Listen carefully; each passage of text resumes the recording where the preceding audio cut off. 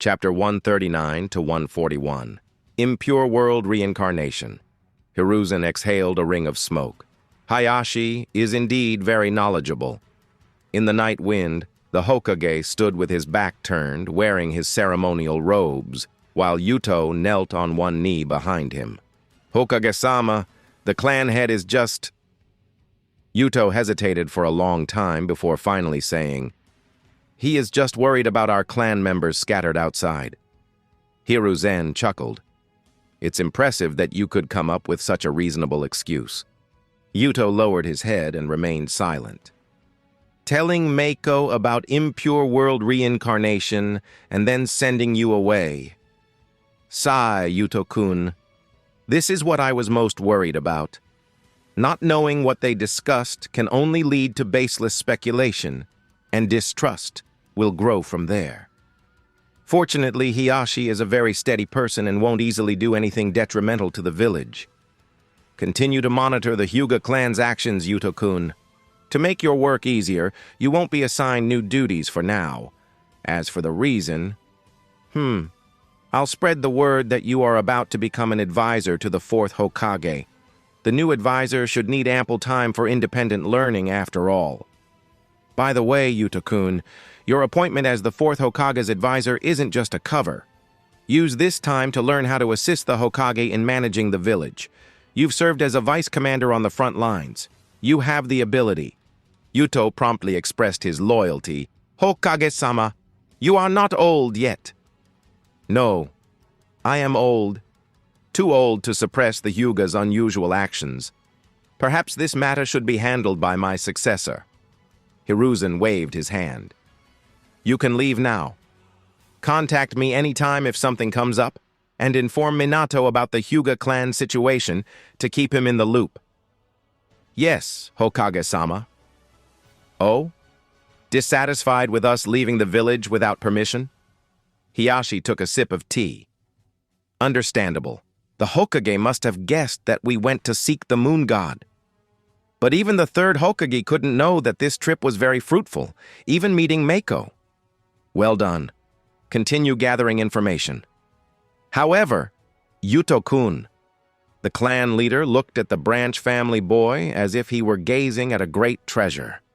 "We're still having the same issue. You should settle down, marry, and have children."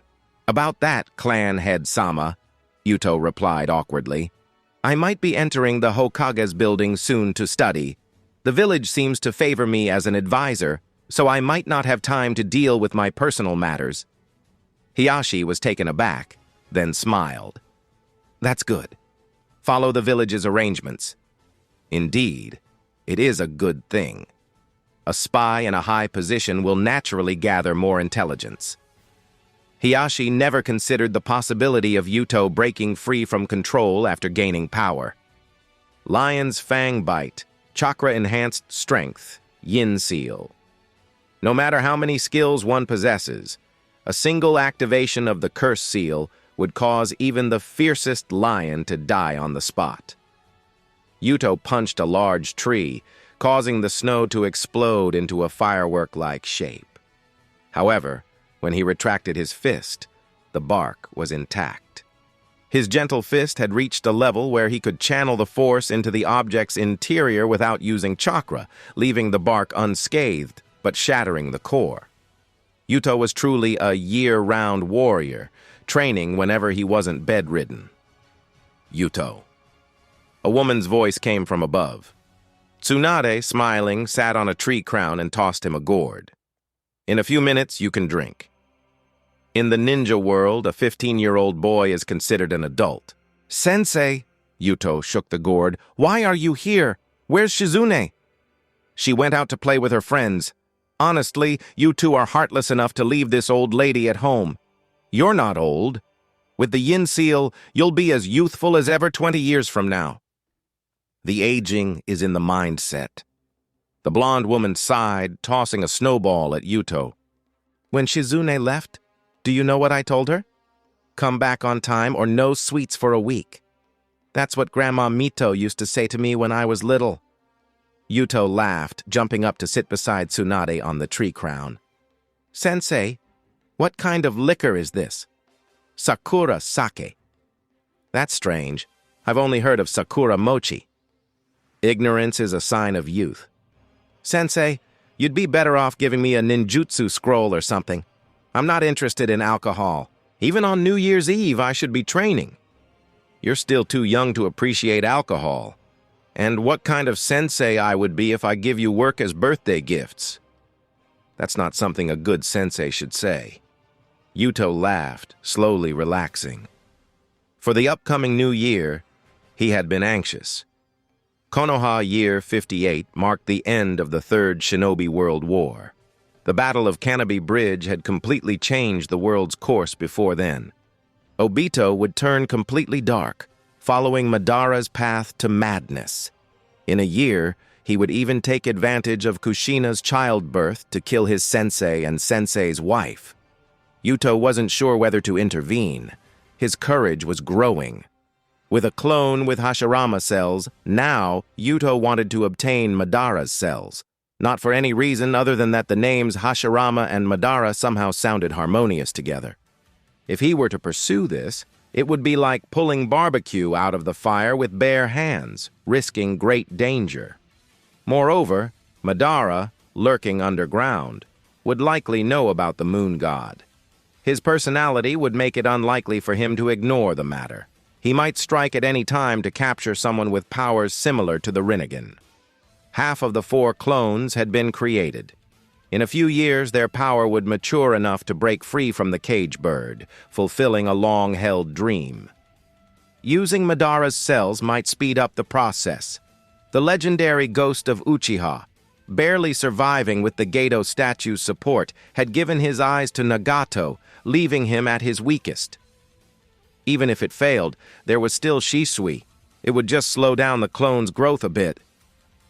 If they shared the same fate and were consumed by their sensei, living together forever in one body, it would be a touching story.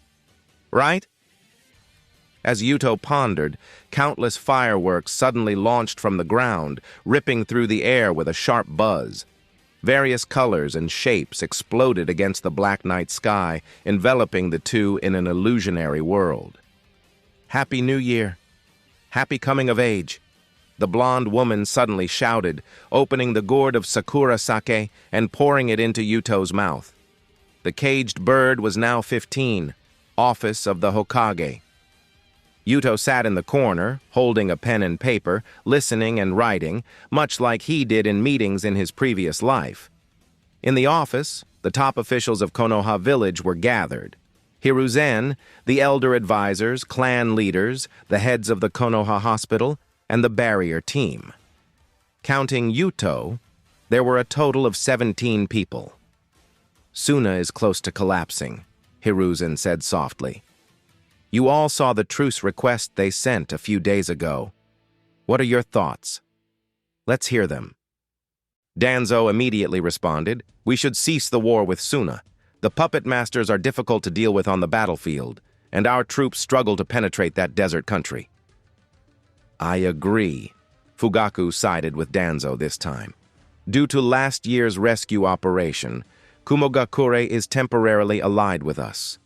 If we appease Suna as well, Konoha's only enemies left would be Kirigakure and Iwagakure. The former is leaderless, and only the latter is worth worrying about. We might be able to end the war this year. The top officials voiced their opinions, and the suggestion to end the conflict with Suna received widespread approval. This was the 3rd year of the war, and everyone had lost friends and family on the front lines. Just last week, Fugaku held a funeral for his uncle. Hatred turned into numbness, and numbness into pain and exhaustion. The top officials of the ninja villages were not hidden politicians, but shinobi who could join the fight at any moment, making them more aware of the horrors of war. All right, Hiruzen nodded. Let's have the Land of Wind submit a negotiation letter. Their new kazekage is called Rasa. A fine young man, it takes great courage to bow one's head. The Hokage nodded to Danzo. Danzo, as usual, you'll draft the ceasefire agreement. Fine, Danzo replied with a cold smile. We'll have the Land of Wind provide war reparations and a certain number of puppet technique scrolls. The discussion about the ceasefire agreement with Suna quickly concluded with high efficiency. All the officials didn't want to continue fighting with this desperate and impoverished enemy. With unanimous agreement, Hiruzen easily pushed it through. Agree to the peace negotiations with Suna and let Danzo Shimura draft the detailed treaty. Yuto wrote this down and continued to listen to the next topic. This was the third day of the new year and the first high-level meeting of Konoha's 58th year. In recent days, Hiruzen had publicly praised Yuto in many settings as an indispensable right-hand man for the next generation Hokage, even granting him the privilege to listen in and learn during high-level meetings. This wasn't a hint, it was a clear indication. Minato Namikaze will become the fourth Hokage, and Yuto Hyuga will be a core member of the new power structure. Everyone in Konoha knew this within the first 2 days of the new year. With Orochimaru gone, and Jiraiya and Tsunade uninterested in the Hokage position, no one could compete with Minato. Therefore, the operation against the Moon God remains temporarily shelved. The last topic of the meeting concerned the Moon God. Out of caution, Hiruzen chose not to provoke them. "Does anyone else have something to say?" the Hokage asked, a normal procedure before adjourning the meeting. "Hokage-sama," Yuto raised his hand, scratching his head apologetically. "I have some thoughts." "Yuto, feel free to speak your mind," Hiruzen encouraged with a smile. "It's good that you have insight so early in your participation." "Yes, Hokage-sama." Yuto turned and spoke softly. "Elder Danzo, regarding the peace treaty you drafted, is the Land of Wind's only price just money and puppet scrolls?" "Yes," Danzo frowned. "The economy of Sunagakure is very underdeveloped. These demands are already a burden for them, as were the demands in the First and Second Shinobi World Wars." His tone was unpleasant. Yuto's first suggestion targeted his responsibility, making it seem like a deliberate affront, even if it was for public interest. "Reparations are fine, but I think, instead of money, we should ask for a place." "Where?" "Ironfoot Mountain," Yuto said calmly. "It's on the border of the Land of Wind, close to the Land of Fire. It has a high yield of special metals used for puppet joints. We take this mountain, making it harder for Suna to produce puppets. They would either have to spend time and effort finding other mines, or buy from us." The officials paused, considering Yuto's suggestion. "Impossible!" Danzo shouted. "Completely impossible! If we demand Ironfoot Mountain, Suna will refuse and continue fighting us." "Then let them fight," Yuto said expressionlessly. "We'll fight until Suna is completely destroyed. Everyone knows that with the Land of Wind's fragile economy, they will fall first. The new Kazakage is pragmatic. He will compromise." Danzo's expression changed. "You're too extreme, Yuto." "This isn't extremism. It's maximizing the gains from war." "Nonsense," Danzo growled. "This could lead to uncontrollable consequences. Absolutely not." Yuto nodded thoughtfully, then suddenly changed his attitude, sneering. "So, such a proposal could lead to uncontrollable consequences. But Elder Danzo, your suggestion last month to release the Nine-Tails Jinchuriki to destroy Omegakure seemed like an irresponsible and extreme suggestion, too." The office fell silent.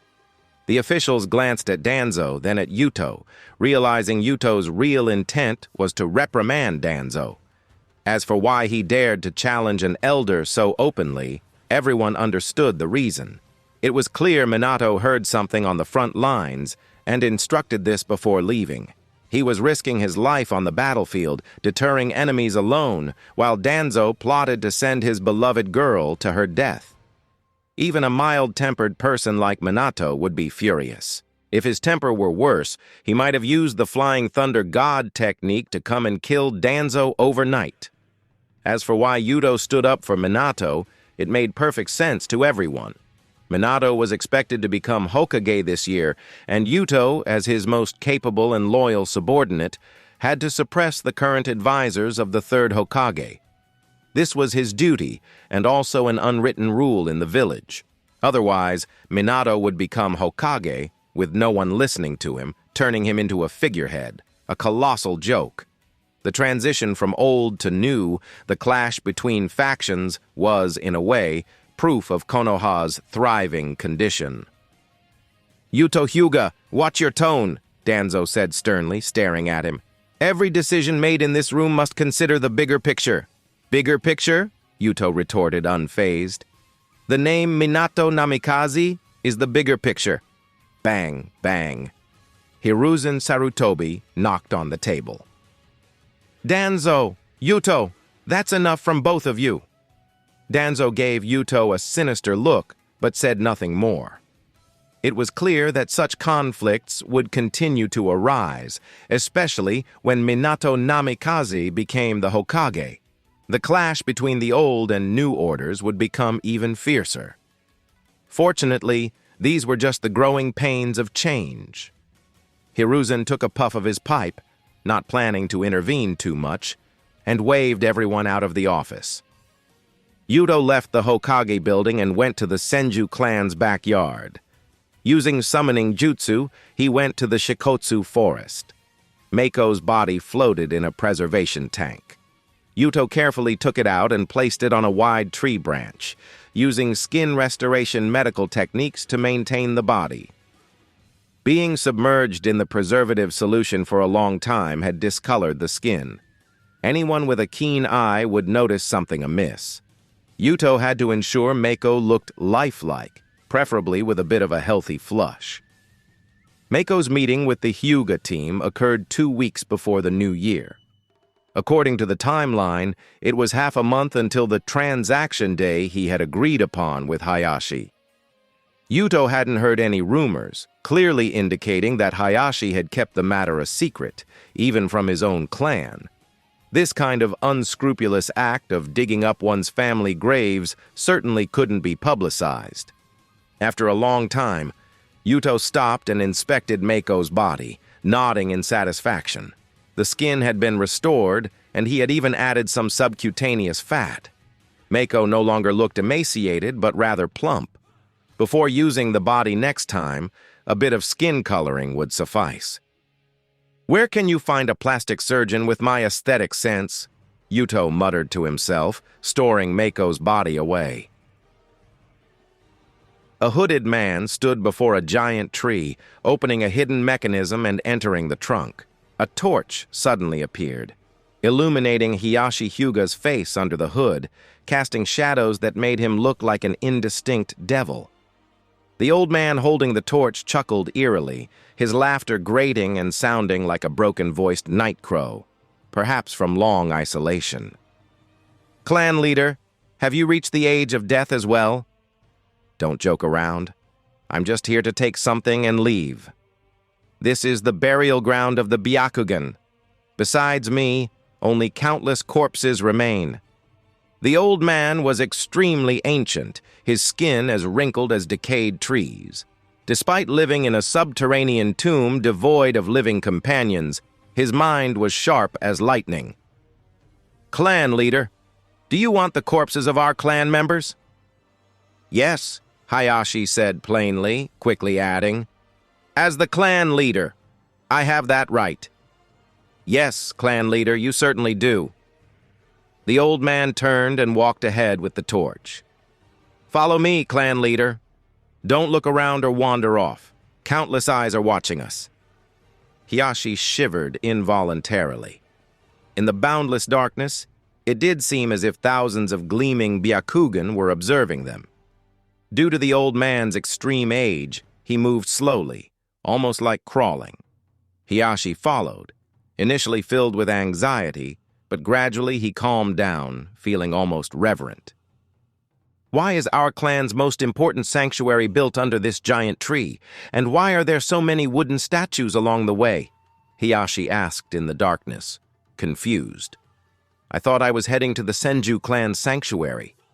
The old man laughed again. When I was very young, my grandmother told me, "Our Hyuga clan's ultimate destiny is closely tied to a tree." My grandmother was a rare kind of woman, strong and wise, surpassing most men in the shinobi world. She trusted her strength and disliked knowledge that transcended the realm of ninjutsu. Yet she was deeply fascinated by this saying, often repeating it to me. "What happened to her in the end?" Hiyashi asked softly. "She died, killed by the wood release of the Senju clan, fulfilling that saying." Hiyashi was silent. He knew that when the old man was active in the shinobi world, the shinobi village system hadn't been established. It was common for people of that era to be killed by the Senju. In their heavy, indistinct footsteps, they reached a broad platform. Countless coffins were inserted into the ground, each containing the body of a Hyuga clan member. "Feel free, clan leader." Hiyashi nodded and took out a sealing scroll, sealing 30 bodies into it. "Done," Hiyashi said with hidden excitement in his voice. They retraced their steps, the old man still leading with the torch. Perhaps out of excessive happiness or some other reason, Hiyashi suddenly asked, "How is life in the tomb?" "The same." "What do you mean, the same?" "Everything is the same," the old man said calmly without turning back. "Outside, inside, it's all the same. Our Hyuga clan has been just a giant, lifeless tomb ever since the caged bird seal appeared." Hayashi's voice turned cold. "Are you questioning our ancestors' decisions? The ones older than me are all lying here. Even if I question, no one can refute me, right?" "The caged bird is a powerful protection measure," Hiyashi scoffed.